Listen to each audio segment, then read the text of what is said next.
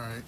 So doing this live early today because I know later on I got plans. I'll be busy. So let's get it in. So today's topic is kindness is a lie.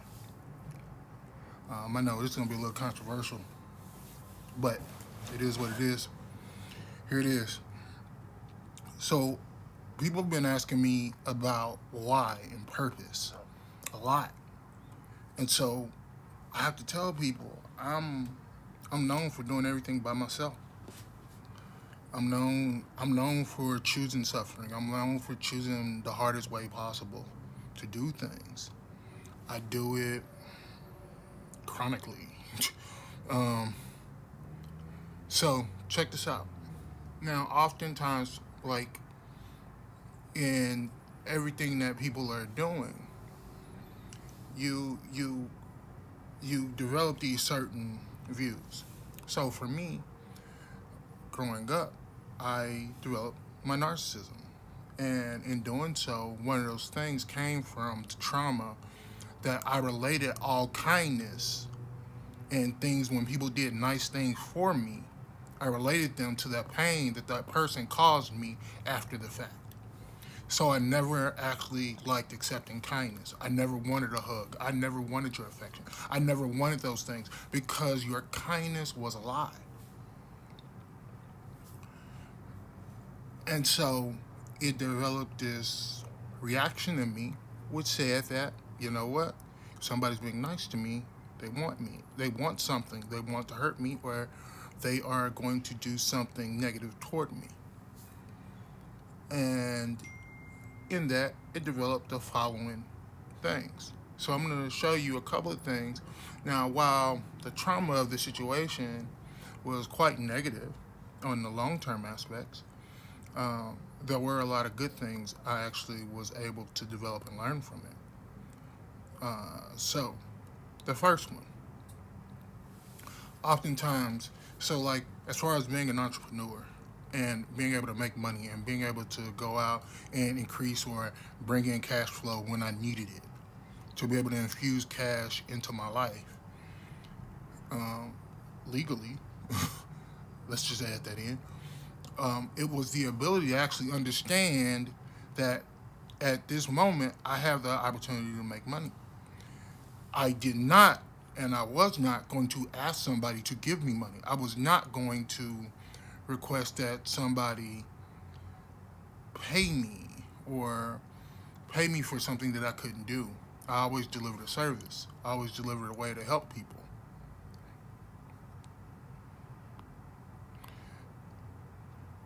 And in doing so, it allowed me to develop several levels of understanding, several levels of development in making money. I learned to apply value, provide value. The more ways I found to provide value to people, the more valuable I was, the more money I could make. Whether that was building websites, building market branding, showing people how to increase their cash flow on in their business, showing them how to improve their marketing, showing them how to improve their messaging, writing statements, writing like whatever it was always some way to increase somebody's cash flow, somebody giving value to someone else, right? And I did that, see, not out of kindness, but out of a sense of I will make money. And oftentimes I find that people lack the ingenuity to do that. Especially like last year, with 2020, everything shutting down, everybody was worried about their ability to, hey, Saul, everybody was worried about their ability to how they're going to make money, how they're going to do this. And I just found ways, you know. It was something that I naturally knew. I didn't expect anybody to help me. I expected to have to figure it out. Now, the next one, number two, the second thing that came from this was the ability to understand that now, especially when you consider my injuries and the things that have happened to me over the last like 4 or 5 years, oftentimes we can even go back before that. One day I was riding my bike and I got hit on my bike. I got left on the side of the road, and I had to get up. I still had to be to work. I still had to. I still had to do a bunch of things that day, and I got up, didn't call anybody. I walked myself to work, and I got there and I did it. So the second thing is you have to be able to find it in yourself to know that you are capable of doing something. And number two is that understanding that you save you. The moment you realize you can save you, you're not going to be sitting up there flailing around, drowning, and thinking that somebody's going to have to come get you. Instead, you're going to realize, hey, I can swim. Hey, I can hold my breath. Hey, I can float. Hey, I can get to that log. You find a way. You stop sitting there and flailing and then eventually causing somebody else to drown with you. You understand you can save yourself. You don't need anyone else's help for that. You don't sit around waiting for kindness or hoping that someone sees you struggling. Now, the third one, and I find this one to be the most compelling in the fact that a lot of people sit there and they get a sense that you you can't actually how to nail you can't actually anticipate that that that things are going to be okay. This is one of those things that really bothers me now with like the whole positivity phase. Everybody's like on this big positivity kick. And so it's like, hey, well, if I do this kind act or if I do this kindness, I am going like it makes me better. It makes me this or it's going to help whatever. If you're going to do a kindness, you have to recognize you're doing that for you yourself. Um, Oftentimes, you have to recognize that that is a representation of you. That is a representation of your legacy. That's a representation of how you are perceived.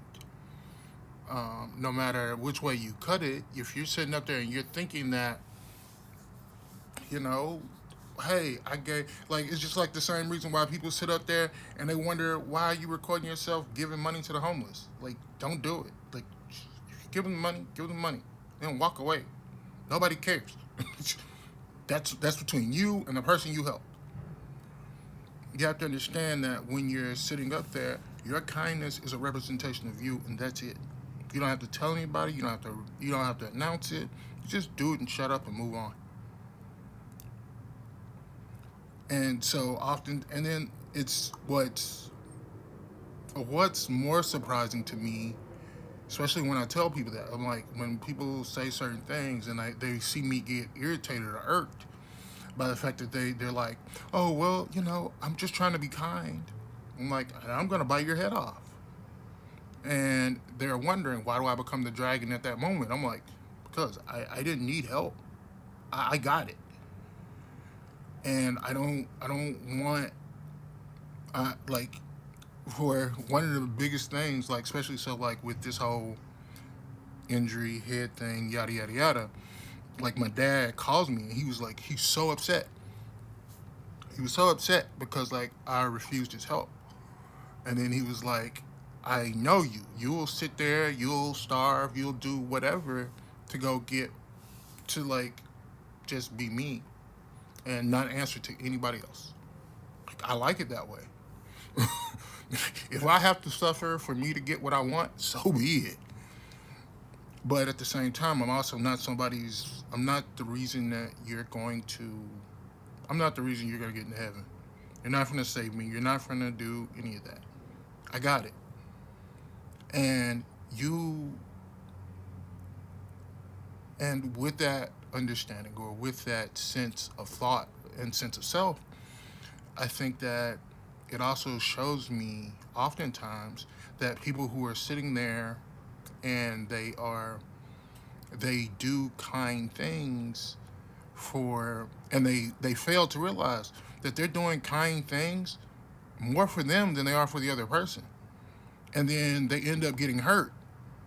They end up getting hurt because it wasn't perceived the way they wanted it to be perceived. You did it for you. You have to recognize that, and then you have to understand. Like one of my favorite quotes from DMX is, "A dog is gonna love you regardless. That's why I'm a dog. You can't take that from me. I love you, and that's it. There's no discussion about it. I love you. I'm not going to argue with you. Hey, whatever kindness I give you, whatever I do for you, anytime, any way that I love you is going to be how I love you, and I'm going to love you until the end of eternity and end of whatever else. There's not going to be a conversation about it. There's not going to be anything else. I just did it. That's mine. That is my love. I hold it in me for you. That's kindness. That's what kindness is for me. I don't have to talk about it. I don't have to wish it to you. I don't have to do anything else. I do it because I love you and that's it. And in the same regard, you have to sit there and love people that same way. All right? So, that's my controversial topic for today. Kindness is a lie. Remember, sure, be kind. Lift heavy, be kind. As my sponsor say. Shout out to Not Born This Way.